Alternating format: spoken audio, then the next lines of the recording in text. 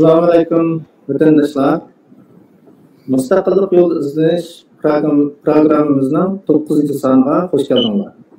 Bugun biz Sharq Turkiston sürgün dokumenti Ma'lum Cumhur Reis Abdulahad Nur efendimni bu programmamizga qaytadan taklif qildi.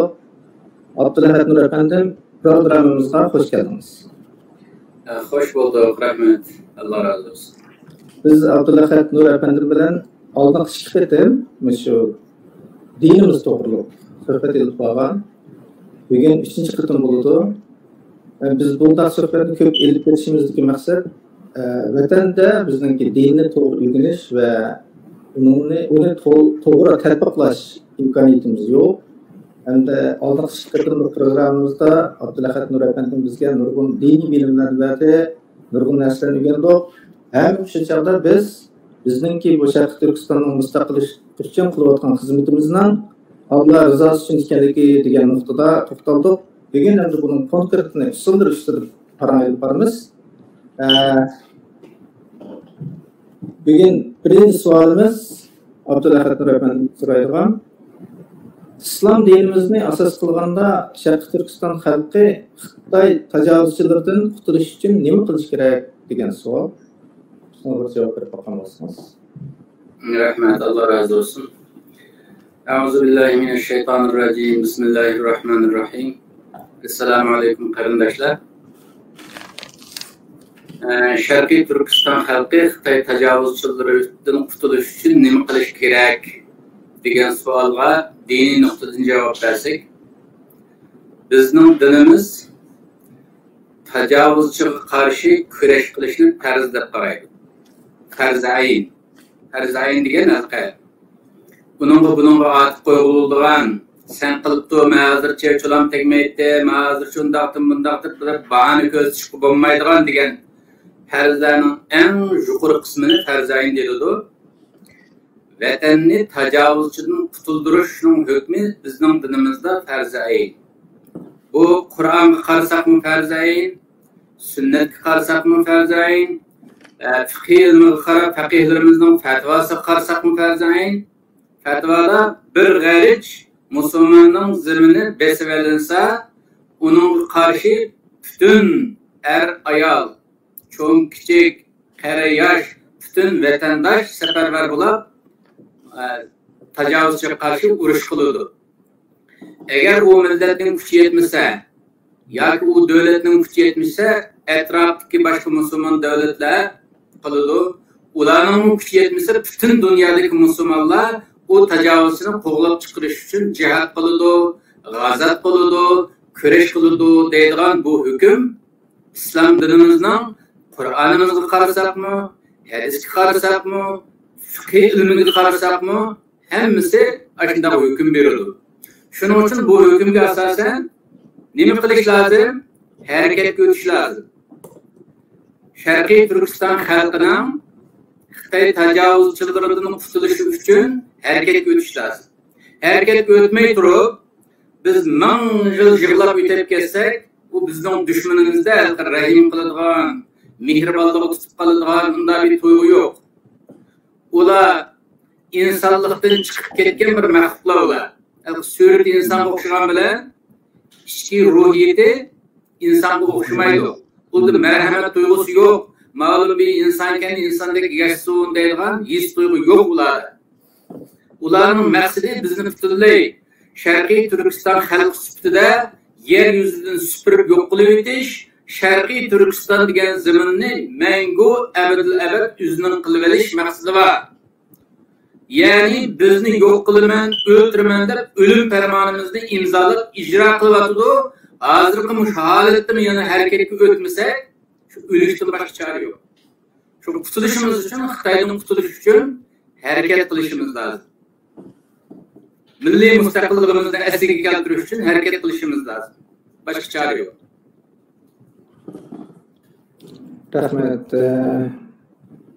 Bizning savolimiz o'sha Xitoy tajovuzchilaridan qutulishda qanday shaklda harakat qilishimiz kerak? Hozir siz harakat qilishimiz kerak dedingiz. Bu shakl qanday bo'lishi kerak? Endi ya'ni islomga ko'ra harakatimizning shakli va mohiyatini qanday buluş hakkında misal var mı? Bunun misalını dep beramiz.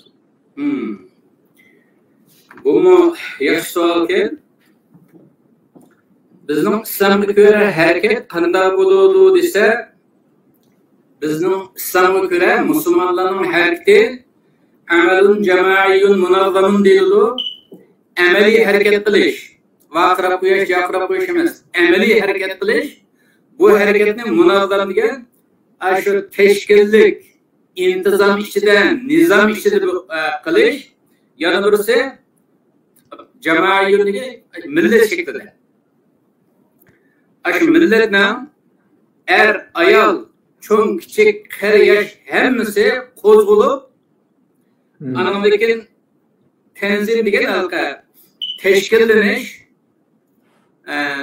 tashakkul ishiga kirish, plan va program bilan harakat qilish deganlik bo'ladi bu. Buni halqa xalq qo'zg'olish degan vaqtda faqatlam xalq qo'zg'olib o'zi qilsin degan gap emas. Va faqatlam o devlette mançayda, ma devlette mançayda iş kılsam yetido. Mesela sürgün hükümetinin, Şarkı Türkistan sürgün hükümetinin hazır bu yıl sayılarda 60 milletvekili maksimum en yukarı kubulluklarımız 60 milletvekili asas kanuna göre bu 60 milletvekili bütün devletlerde bütün küçülen işçisi mi? Bu yetmeydi o. Şunun için bu bütün bu işleşke halkның desteği, halkның qo'zg'olishi bu shart bo'ladi. Bu mushundaq shaklda, tashkillik shaklda harakat qilishimiz lozim. Nima uchun degan vaqtda? Bizning islom dinimiz tashkillik harakat qilishni bir tashakkul ishida harakat qilishni vojib deb qaraydi. Vojib degan bu ibadet kısımlarında bir ibadetin hükmü sütü doğan bile siyasi cihetki hükümde vacip en yukarıda mecbur kılışık geçtik mecbur işlerini vacip değil. İslam dini bunda halktaki halka teşkilatını birer teşekkülünün işine girip birer rehberlikinin aslında harakat qilishni vojib deb qaraydi. Ya'ni Uyg'urlarga, Sharqiy Turkiston xalqiga bir tashakkulning ichiga kirib, bir yerga bog'lanib turib, rahbarlik ostida harakat qilish islom dinimizning hukmi bo'yicha vojib. Anamdagi buni amaliyotni isbotlaydi. Dunyoning hech qanday yerida tashkillik bo'lmagan intizomsiz harakatlar g'alaba qozongan emas. Her qachon tashkillik va intizom ichida nizomnomalar ichida qonun qoidasiga ilib berilgan harakatlar g'alaba qozonadi. Shuning uchun bizning dinimiz nimaga chaqirdi? Bizning dinimiz jamoat bo'lishga. Jamoat degan halqa bir davlatda 8-10 odam yoki 70-80 odam, 200 odam, necha ming odam jamoat bo'lishni buni bizning dinimizda jamoat deb qaramaydi. Bir milletning jamoat bo'lishiga millat bir araga kelishi degan gap. Şu bizning dinimizda jamoat degan gap tashakkulning ichiga kirish. Bir tanzimat, bir tashkilotning ichiga kirish. Ma tashkilot ismi Uyg'urchada hamma yurtda, hamma mahallada bizning tashkilotni qurib, tashkilotning bek tushib ketaylik bizda. Tashkilot qurishga xalaqlik chiqardik va ishg'ollik qilamiz hozir. Xalqlarni qurbalayveradigan bir ishg'ollik ketaylik. Ma dinimizning da'vatdan tanzim, teşkil, teşekkül, cemaat deyilayotgan gaplar millat sifatida, xalq sifatida bir araga kelganning ismini buni deydi. Buni bizning dinimiz da'vat qiladi, buni vojib deb qaraydi. Masalan, bizning dinimiz bu haqda nima deydi? Yadullohi alal jamoat. Allohning yordami jamoatning ustida deydigan hadis bor. Ya'ni jamoat bo'lmasangiz, ya'ni millat shaklida bir araga kelmasangiz, bo'lmasangiz Allah'ın yardımı kelmeydi degan gap. Yana burada ve men şazza finnar. Bunun başka bir hadis. Her qanday adam umum yüzlük milletning ishiga umum yüzlük kirmay, ayrılib, men mandara qilib turay. Mening tashkilotim degan mandara bo'lganki, mandara qilib olay deb tashkilotni orib olsa, yo o'zi orilib chiqib olsa, u odam jahannam tarafga orilib chiqib olgan bo'ldi degan hadis bor. Allah'ın kulu cemaat üstü dedi o. Halkın üstü, milletin üstü dedi. Yani teşkili bir halkın üstü de. Üyerden ağırlık çıkıveriş, meyli şahsi namıdan ayrılasın, meyli teşkilat namıdan ayrılasın, men tutturay, benim teşkilatım tuttuğsun digerlik, cehennem tarafı ayrılağalık olur. Anamdaki, yani bizimki sünnette Hristiyan Peygamber Aleyhisselam innama yakulu veybu minel ganabil el-kasiye. Bu Uygurçumca kullanımız bu ne? Büyüre ayrılağın yeydi o diye yapar. Bu hadisin kelimeleri, sünnetin kelimeleri. Büyüre ayrılağını büyüre yer. Hadis. Şunun için her kandak şahs bu vatanın müstakillığını asliga keltirish hareketinden ayrılıp aladigan. Yoki her kandak teşkilat ayrılıp aladigan şeytanga xizmat qilganligiga o'xshaydi. Chunki shayton yapituduni deydi. Yana misal Vala salate limunfradin halfas saf. Mesela namaz. Ben namazdan misal verip kaldık. Zaten misal birleşiklik en mühim narsa namaz. Namaz degan namazda mana Peygamber Aleyhisselam deydi. Namazda sept turumuz var. Cemaat olmaz. Namazda cemaat var. Sept turumuz.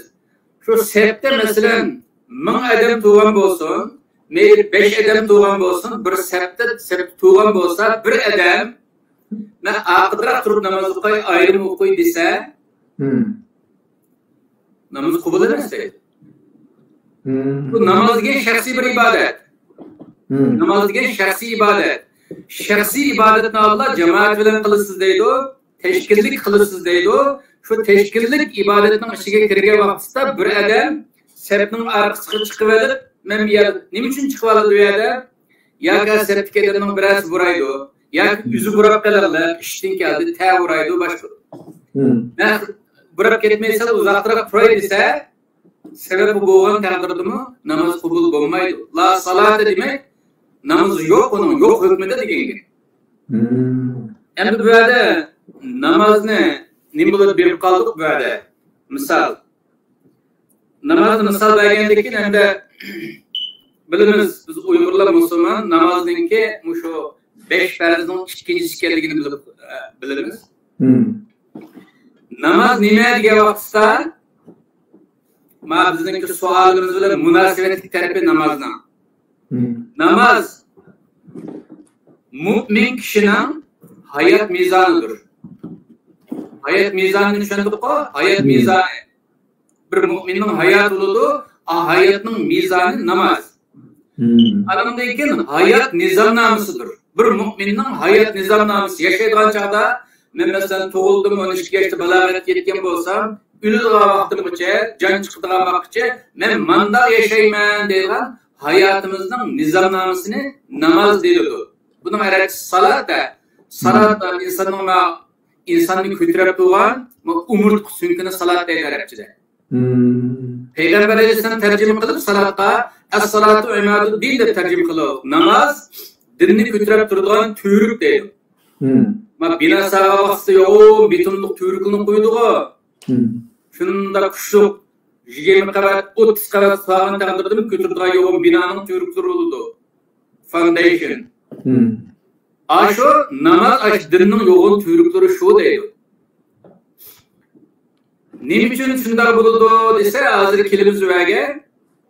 Nima uchun degan vaqtda? Chunki namoz mu'minning vaqt asosida tuzilgan xizmat jadvalidir. Xizmat jadvalidan biz ishlab baqqalib bilamiz-ku. Xizmat jadvali. Ma inglizchada worksheet deydi-ku, worksheet. Bu musulmonning xizmat jadvali, bu namoz.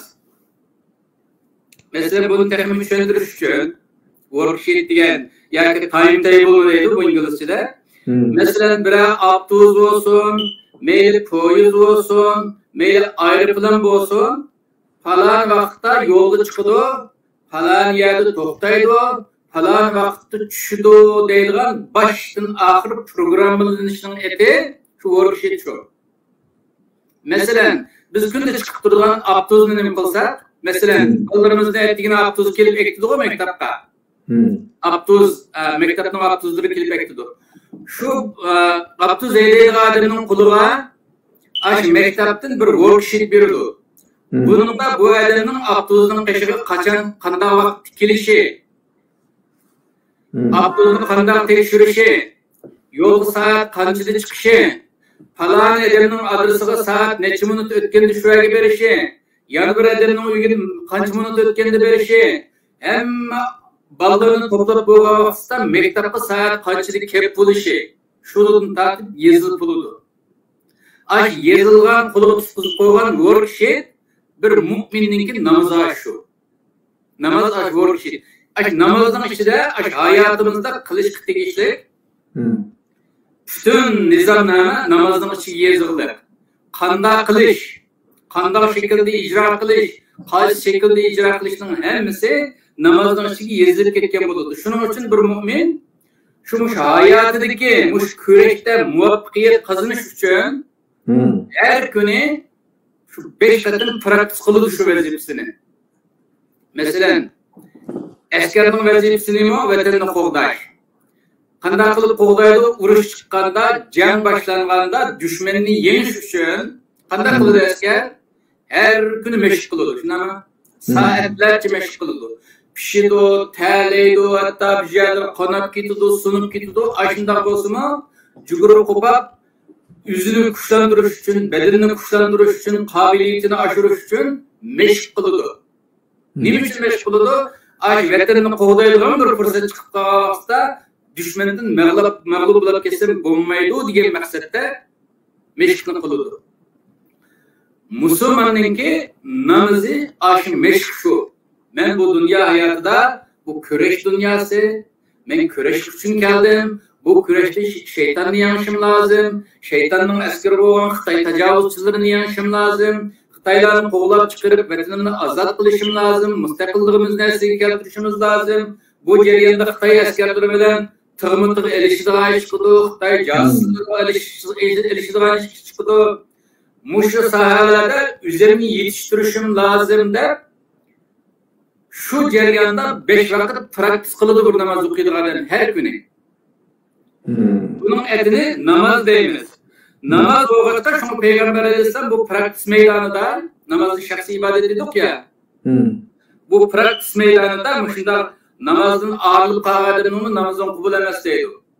Bir sebebinin ağısı ütüva ağadını namazın kubul emesteydi. Anadaki Kur'an-ı Kerim'de küreş ceryanında, Xitay'a karşı küreş ceryanında kandak buluşumuz ne? Kânnahum bunyanun mersus. İnsanlar Xitay'a karşı küreş kılgan vaqtda Allah şunda bir asker kuşunun yaxşı görüldü ki ular Xitay'a karşı küreşni başlagan chog'da bunyanun mersus deydi. Bunyan degan bina degan gap, mersus degan alqa burun bizning yurtda bina salgan vaqtimiz qishdan salamiz-ku asosan qish. Yani tam qish olsun, qishdan bina salamiz. Qishlar bizning arlig'ida kabab qoladi. Shu kababni to'ldiradigan nima deydi buni o'ylabcha? Shu kababni to'ldiradigan layni normal laydan emas-da, qo'g'ishundan yasalgan lay bilan to'ldirilgan binodek mushundaq chemberchas bir-biriga bog'lanib ketgan ashundaq kurash qiladiganlarni Alloh yaxshi ko'rdi deydi oyatda. Masalan, bir bino tasavvur qilaylik. Tümiydin qishtirib yasalgan, uning ajrab ketmesi uchun tümiyning arlig'iga qo'g'ishlar bilan tümiylarni eritib suvar qilib etilgan qishlarni bir-biriga suvar qilib etgan bir binoni tasavvur qilaylik. Bu binoda yer tevrab ketsimi, yiqilsimi, necha qatim dumulab ketsimi, mijilib ketmaydi bu. Mustaqil. Bomba tekkan taqdirda shu yer zido soladi, bo'lmasa ajrab ketmaydi bu bino. Allah yolunda küreş kıladigan mu'minlarni tasvirlagan vaqtda ashunday bino o'xshash bir-biriga kirishib ketgan, birisi-birisining qo'lini tutgan, ajramaydigan tashkillik intizom ichida köreş kılıngan cemaat yaxşıtırdı dep sürü septi bunu deydi. Başka bir ayette yaxşılık bolsa, eğer halk menfaati bolsa, eğer Allah'a takvalık dairesi kirdiğin işlem bolsa, bunun bu yardımlaş farz. Bu yana bir ayette yardımlaşın farz ekanligini öz ara yardımlaşıp köreş kılışni farz. Yana bir ayette Sure Asr'da hakni tavsiye qilish, bu haq yo'lda başımızga kelgan qiyinchiliklar, egirchiliklarga sabr qilish, bularning hammasi dunyoda g'alaba qilishning va oxiratda g'alaba qilishning shartlari deb Alloh Qur'onda deb bergan. Va tavasav bil haqqi va tavasav bis sabr. Bu haqni tavsiye qilish, sabrni tavsiye qilish deganlarning hammasi shu qo'lni qo'lga berib, yurini meriga turib, kurash qilish jarayoni bo'ladigan ishlar bu. Bularning hammasini bizning dinimiz farz deydi. Endi bu yerda savolninki javobi ustida bularni dedik endi. Buni degandan keyin tayinli oxirga chiqarib o'taylik. Payg'ambar alayhissalom yana nima dedi?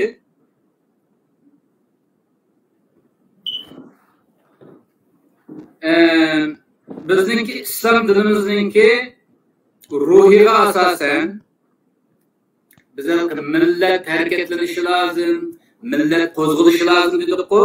Bizning islom dinimiz bunda qo'zg'alishning tanzim ichida bo'lishini muhim deb qaraydi, vojib deb qaraydi. Agar intizomsiz, chuvalchaq bir jamoat bo'lgan bo'lsa, islom dinini jamoat deb qabul qilmaydi. Fal islom la ya'rifu jamoatan bighayri nizam. Islom dini nizamsiz, intizomsiz, chuvalchaq bo'lgan har qanday tashakkul deb qabul qilmaydi. Islom dini tashakkul deb qabul qilmasa ne bo'ladi? Her qanday işimiz Allah rızası için onu kılımız, Allah rızası için bunu kılımız deyimiz ki biz Müslüman sütüde. Eğer intizam bulmagan bolsa, teşkilleniş bulmagan bolsa, bir rehberlik katlımı, anındaki işçiler katlımı, askerler katlımı, hem adamın kılıç tegişlik işleri tertip ve nizam içinde bulmagan bolsa, Allah bundan işleri kabul kılmaydı. İtiraf kılmaydı. Biz cemaat teşkillendik, biz teşkilat qilgandik, bunu qilgandik, kuchimiz yetmedi desek, Allah sen yolg'onchisan deydi. Nima uchun? Sen kunda 5 vaqt namoz o'qib turib, namozingni o'rnak olsin deb farz qilsam namozni, har kun 5 vaqt o'qib, namozni o'rnak olsin deb farz qilsam, shu namozni o'rnak olmay, chuvalchaq tashkilotini mag'lub bo'lgan bo'lsam, sening o jamoatlashishingni qabul qilmayman deb Allah'ın kabul kılmaydı, İslam'ın kabul kılmaydı. Onda bağlandıkken hatta bir küçük cemaat değil, namazın içinde. Namazın içindeki cemaat mı intizam bulması bulmaydı. Mesela meclis varımız bu. Her kadın Allahu Ekber deyip namaz oturduğu vaxtda imamla savu sufufakumda namaz cemaati tüzleydi. Şu namaz kabul bulmasından korkqanlığı üçün tüztürünler namazını kabul olmaydı deydi imam. Yana hadis nime deydi o? La yanzurullahu ila safil a'vaj. Maymaq sertke Allah qarab mı koymaydı deydi. Ben namazın gibi mağlu. Namazın şahsi ibadeti de ibadetlerinin en uluğu deyimiz ko. Mesela namaz okusak, bizning namazimizdan Allah'a bir faydası olmaydı. Faydası olam diye. Namaz okusak, yüzümüzge faydası olardı. Sabab noktasında ahiretini oylasak, bizge faydası var. Ama dünyalıkta bir fayda gelmeydi namazdan. Ama şunda buluşup qaramayın, nima uchun ulug' bir insan, nima uchun namoz o'qimagan erini dindan chiqdi deydigan darajada egri hadislar var. Çünkü o insan nizamnamega kirilganligi uchun. Mushunda bir namoz ichida nizamnamadan chiqib, ashabni shunda maymaqlam qiladi ekan, Alloh u namozga qaramaydi deydi. Anından keyin sepler birisi Rus bo'lishi lazım. Anından keyin şu mühürüge tigib turish lazım. Ushqa turib tegish lazım. Edisi sabab sahabalar deydi, biz namaz shunda zish to'g'achqa bizning kiyimlarimizdan mühür taraflarimiz asa geçip ketadi deydi. Şu mühürni tirab mushunda turdi namazda. İmam ruku qilganda ruku qiladi. Semiyalloh degan o'xshash bir bedendiklar. Seydi bir bedendek seydi qiladi. Ashunda bo'lgan vaqtda insonga namoz biz ejab birkanmiz, hammada ejab birkan. Birlik tuyg'usi beradi, ittifoqlik tuyg'usi beradi, qarindoshlik tuyg'usi beradi. Anki imomga hurmat qilish, imomga ergishish tuyg'usini beradi. Boshqa itaat qilish tuyg'usini beradi. Eğer biz seyir kılsın, mayandan biz seyir kılıp biz tik durup, mayandan seyir kılıp o seyir kılıp biz beşini götürüp, eğer imam seyir kılıp o biz tek ürtürüp atkan, ya imamın algılı ütülüp atkan, mandal igiz pes namazdan içtik bununla Allah kararını koymaydı deydi. Normalde biz cemaat gibi ama üyümüz okuyumuz bu köpünce. Cemaat gibi bu şart. Nim için? Cemaat şekillendiriş için. Umum yüzlük bir seferberlik halatını şekillendiriş için meski berip okuyumuz, meski bakan takdirdi mi? Sefte, secdede, rukuda igiz pes kılıp gidip kapkasa Allah kabul kılmaydı. Ne için? İnsan aşkına igiz pes günüp kalsa, biz igiz pes ruku kılıp igiz pes secde günüp kalsa ne buldu ise Müslümanların nizamı bozulup gitti. Mesela hazır dünyada nurgun problemler var. Mesela Şarkı Türkistanlıktan beşeri kelgen bu balaya afet, bu irki kırgınçılık dünyada hiç kadar bir milletin beşeri kelmedi. Başkalarının beşeri irki kırgınçılık kelgen bile bütün dünya bildi. Onun karşı turadı, destekleydi kaldı çıktı. Irki kırgınçılık kılgalığa nemiş kılsan dedi halini çıktı. Bizden beşimizde kelgende çıkmadı. Ama garip devletleri erkeği kırgınçılık kıldı edip ağzak sözler koyganlar bilen bizden Müslüman qarindoshlarimiz Xitoyni qo'llayotdi. Birleşken Devletler Teşkilatı'da olsun, Avrupa Birliği'de olsun, xalqaro sahnalarda bizden qarindosh Müslüman qarindoshlarimiz Xitoyni qo'llayotdi. Bizden qarindosh, o qardosh deganlarimiz xalqaro sahnada Uyg'urni setib Xitoyni qo'llayotdi. Pul uchun. Nima uchun? Nima uchun mushunda musulmonlar mushunda yüzsüz, mushunda bisham, mushunda vijdonsiz bo'la oladi? Chunki namozdagi sabablarimizni qarab baxsak bo'ladi. Eng muhim ibodat degan namozdagi sabablarimizmi yig'izpasiya? Albatta insonlarning orasida bir mushkisa, bir ishchi sifatida bo'sh kelayotgan Peygamber Aleyhisselam bir namazning nimasi sababida kichikgina kavaq qilib qolsa shu an shayton to'ldiradi deydi. Nima uchun buni deydi? Mesela biz Şarkı Türkistan sürgünde hükümeti değiliz. Bunun prezidentlik ofisi var. Baş ministerlik ofisi var. Baş ministerlik nurgun ministerlikler var. Tashqi ishlar ministerligi, ichki ishlar ministerligi, tashviqot ministerligi bu degandek. Mushundaq yerlarda edemlerimiz to'liqmi? To'liq emas. Bizden milletin işinden çıkan, okuyan şu işlere gerek kelavatkan edemler bizden sepki kelip sepni to'ldirib to'ldirdi. Bu sürgünde hükümetimizden hazır 20 yıl bo'lgan bo'lsa, qurilganiga 19 yıl bo'lgan bo'lsa, mushundaq zaif qilishinin sebebi biz Müslüman millet turg'uliq, yüzümüzde Müslüman deb turg'uliq, mushunchalar zulm, mushunchalar irqiy qirg'inchilik beshimizga kelgan turg'uliq.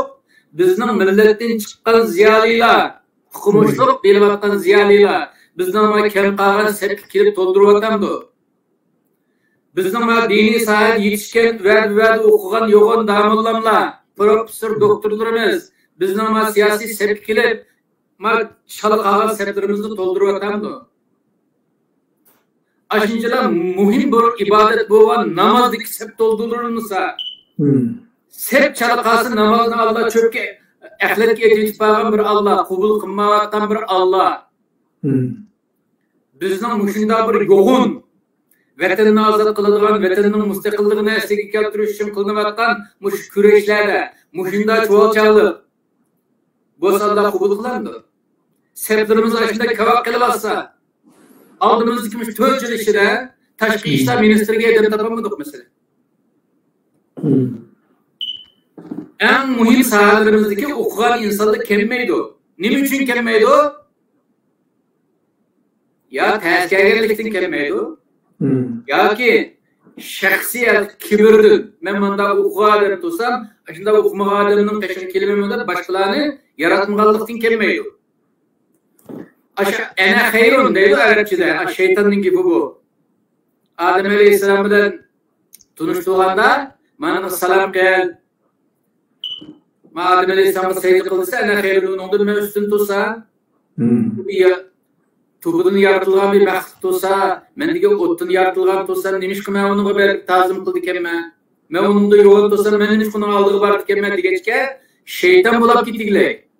Ama bizning milletten çıkıvatkan, meyli dini ziyali olsun, meyli fenni ziyali olsun, muşunda bir eğri kündü kılıvatsa bizning milletimiz, muşunda bir dersenlikçilik kılıvatsa, yokulish girdabığı berip kalsa bizning vatanimiz, muşunda ahvaldı mı, sürgünde hükümetinin qishig'i kelmay. Halbuki bu hükümetke hemmedenin ihtiyacı bağlılığını hemmeden biladi. Bir sürgünde hükümetinin buluşuğa ihtiyacımızın bağlılığını üzümen Uygur, men insan digerlerinin hemmesi biladi. Bilip durup demiş kelmaydi, ana xayrun digerligi uchun kelmaydi. Men texmi qobiliyatlik, men texmi üstün bo'lganligidan kelmaydi. Halbuki dinimiz nimadir? Kilisen mi deydi? Kilisen. Eğer o rehberlik kabiliyetsiz bo'lgan bo'lsa, kilisen kabiliyetsizlik taraflarını yüzüge salırsan, tüzelsen deydi.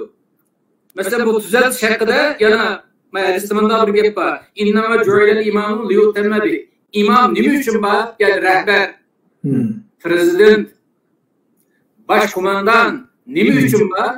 Nima uchun onu prezident deymiz, nima uchun onu rehber deymiz, nima uchun onu kumandan deymiz? Liyutemme bi. Tabi buluş üçün, onunla ergiş üçün var. Mesela mecliste imamla nima uchun saylaymiz, say imam bol deb, say imam bol, biz sana ergişimiz deyish uchun. Askarning başında nima uchun sen kumandan deymiz, general deymiz, ma askarda sana ergişsin de. Bir devletin başında nima uchun cumhur reisini tiklaymiz, ma xalq manga ergişsin de. Shundami? Ergişmaydigan ishimiz bo'lsa, nima ishi bor bu odamning rahbarligining vardi? Unda bo'lgandikin, agar siz qobiliyat bo'lsangiz, o'zingizni ustun ko'radigan ishingiz bo'lsa, uzoq turib olib, qechib olib, sepni bo'sh qo'yib emas, bo'sh qolgan sepni to'ldirsiz, imom bu do'qma solasiz, bunda olib qoldi, unda olib qoldi, faloniya chalib qoldi deb. Anki imom rasul mendan o'ddaroq biladi ekan desa, bizning shariatimizda, bizning dinimizda eng qobiliyatlik, eng taqvo, eng iqtidorli inson rehber bo'lish sharti bor. Rehber bo'lishning shartida birinchi numurliq eng ishonchli bo'lish, ikkinchisi qobiliyat bo'lish degan shartlar bor.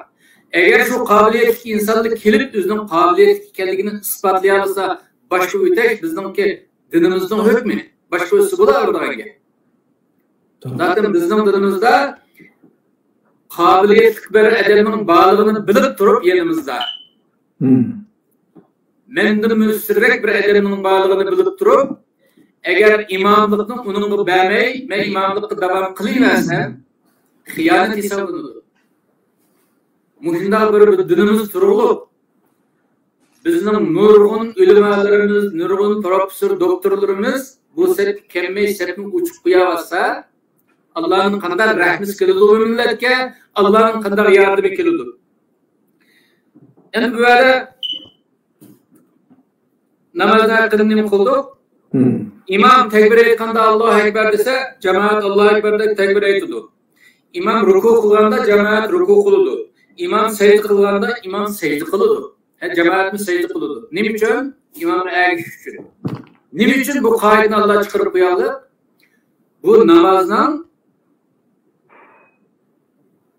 bu icraatda emeli meydanda bağlı vaxtda O'tirg'i chiqishida mush namozga o'xshash bo'lsin, ashunday intizomli, ashunday tartib bo'lsin deb Alloh shuni qo'yadi.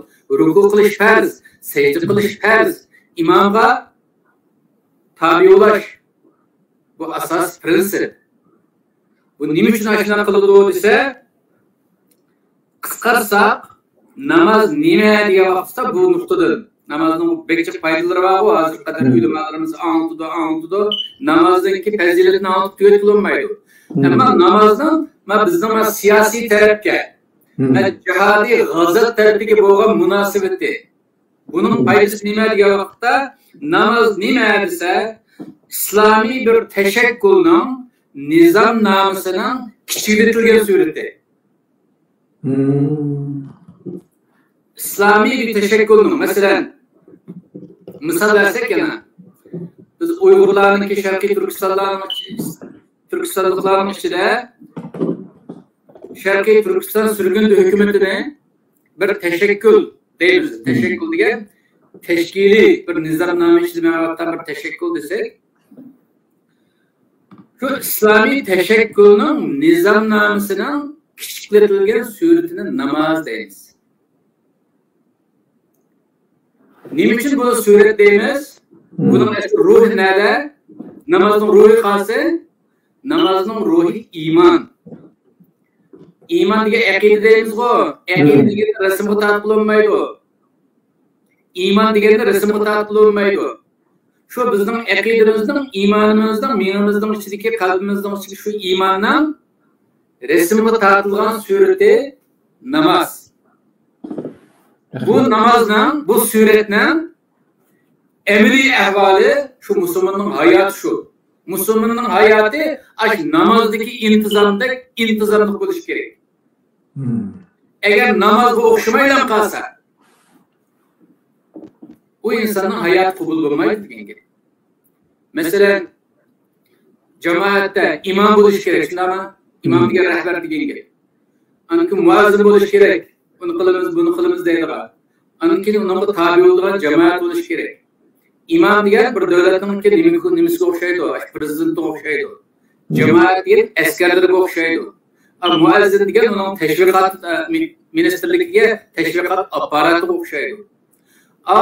Baş prezidentin tatip en ahırki bir neferge kadar, normal bir askerge kadar hem adam hem Müslüman vazife lazım. Şu vazife bir yere bağlanışı lazım. O yan bir yere bağlanış lazım. Yan bir yere bağlanış lazım. Bağlanıp şu bir rehberge bağlanıdı.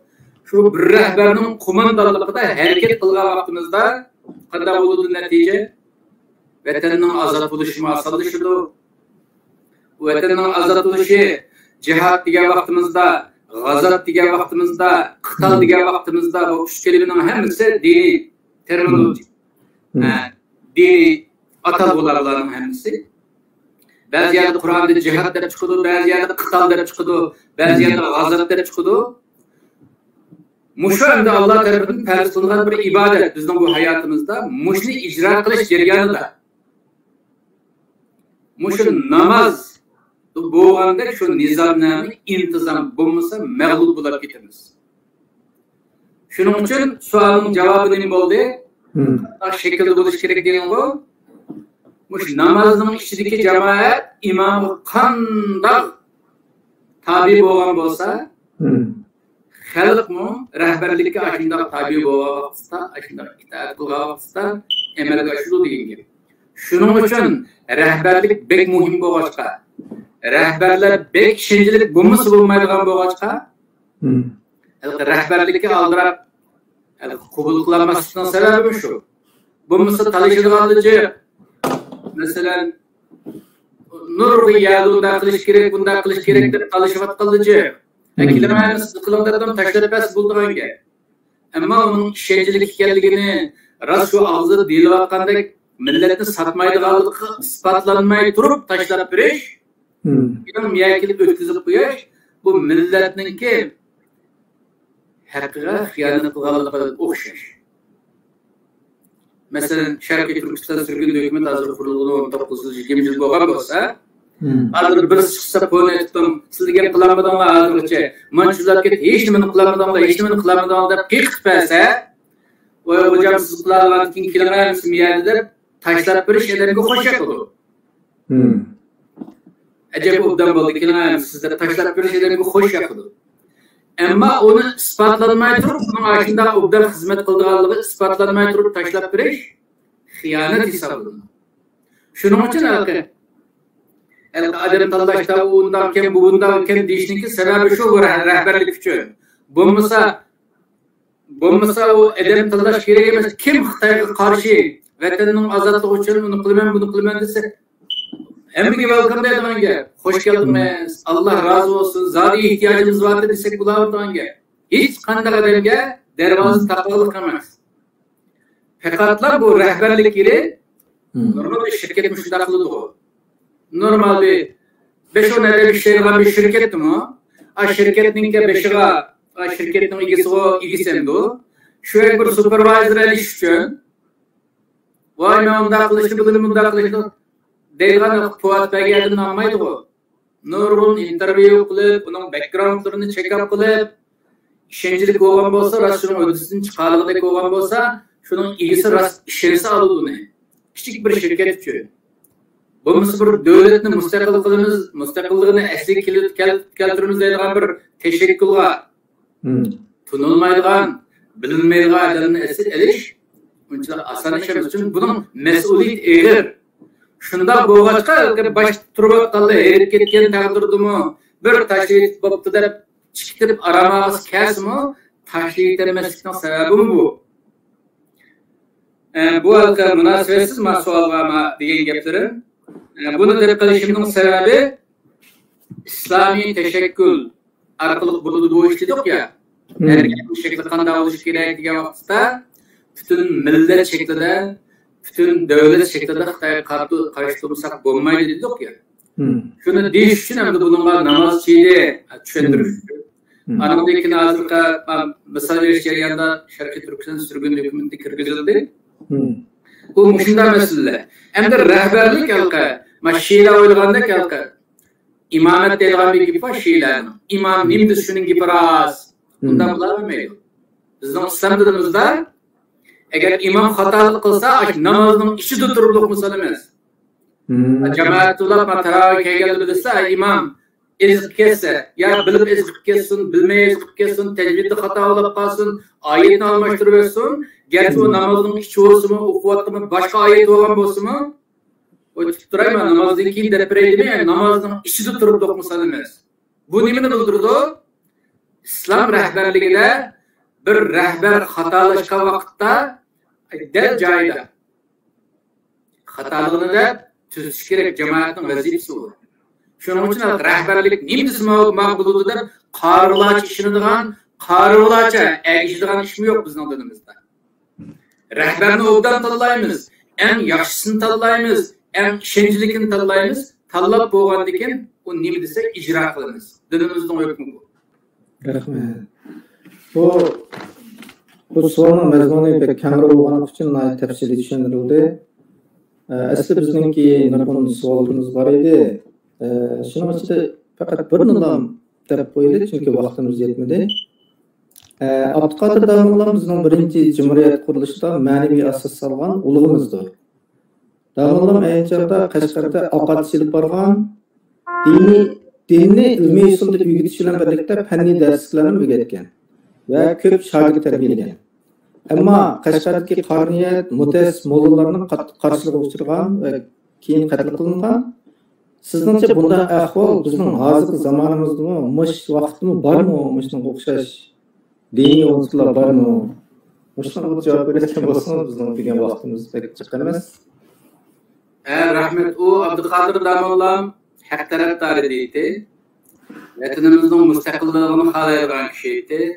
Xalqimizning farovonligini, erkinligini xohlaydigan kishi edi. Shuning uchun xalqimizni to'g'ri yo'lga boshlamoqchi bo'lgan. Shuning uchun diniy bilimlar kerak bo'lgandek, mustaqillik uchun fanniy bilimlarning kerak bo'ladiganligini bilgachga, diniy fanniy demay hammani boshlab xalqimizni to'g'ri yo'lga boshlagan. Ammo o'chaqdagi mutaassib dini kuchlisak bo'lmaydi, chunki diniy odam o bilimni diniy, fanniy deb arif yurmaydi. Bilimni kerak. Chunki bizning dilimizda diniy ilm, fanniy ilm deydigan ilm bo'lmaydi. Bizning dilimiz faqat ilmdan deydi, ilmni farz deydi. Bu farz aşo insoniyatga manfaat bilan bo'ladi ekan, xalqqa, ummati Muhammadga manfaat bilan bo'ladi ekan, bu ilmni o'qish farz.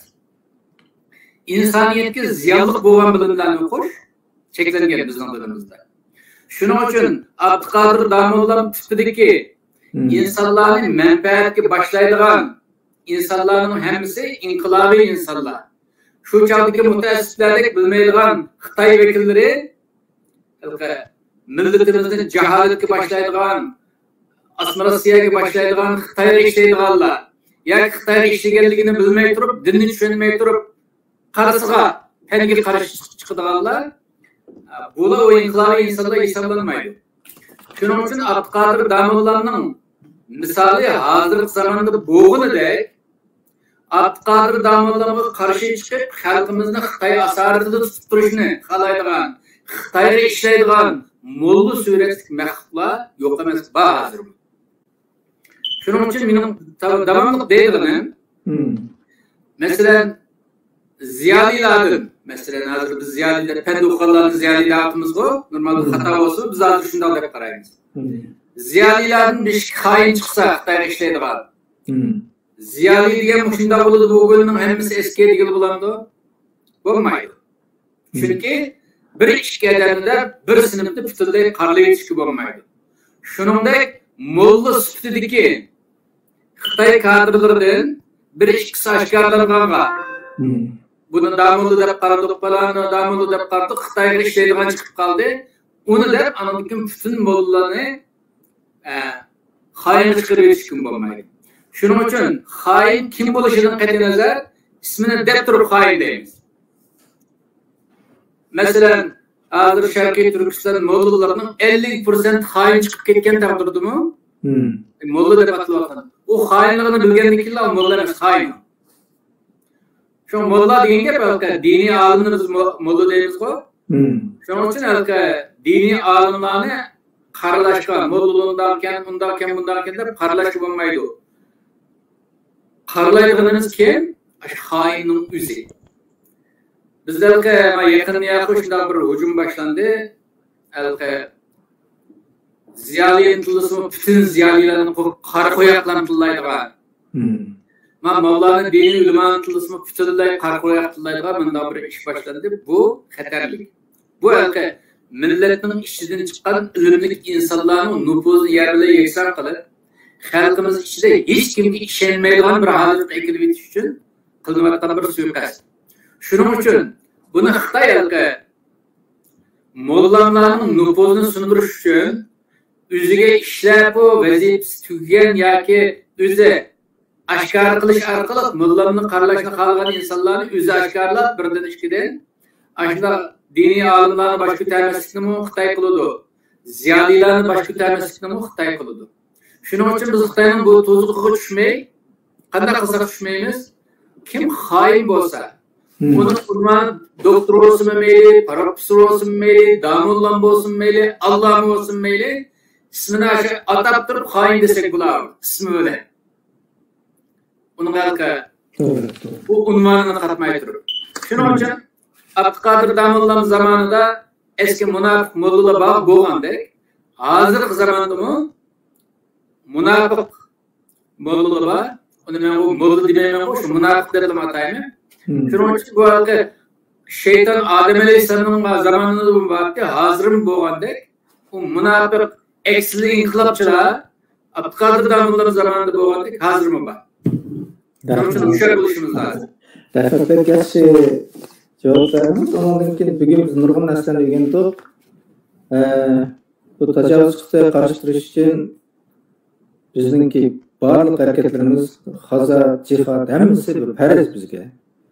Ondan keyin bizga bir tashkiliy harakat qilishni dinda deyilgan deb o'rgatdingiz. Ondan keyin cho'qim jamoat bo'lish kerak deb. Jamoat bo'lganda namoz misol bilan sep to'g'ri bo'lish kerak, o'rta qilish kerak, ishlar demek arqali biz ittifoq turish kerak. Durust odam imom bo'lishi kerak, bizga durust odam rahbar bo'lishi kerak. Uning orqasida turganlar cho'qim rahbarning gapini anglash kerak degan bir diniy hukmni bizga o'rgatdingiz. Pek yaxshi bo'ldi. Demisam, Sharq Turkistonniki sirgin dokumenti qurilib, nurg'un odamlarga ehtiyojli bo'ldi. Ammo bu odamlarni biz topolmadik. Xuddi siz degandek, bu Uyg'urlarningki eng negizlik manfaatiga taqshirgan masala Sharq Turkiston sirgin dokumenti Sharq Turkistonningki mustaqillik uchun harakat qilayotgan birdan-bir hukumat edi.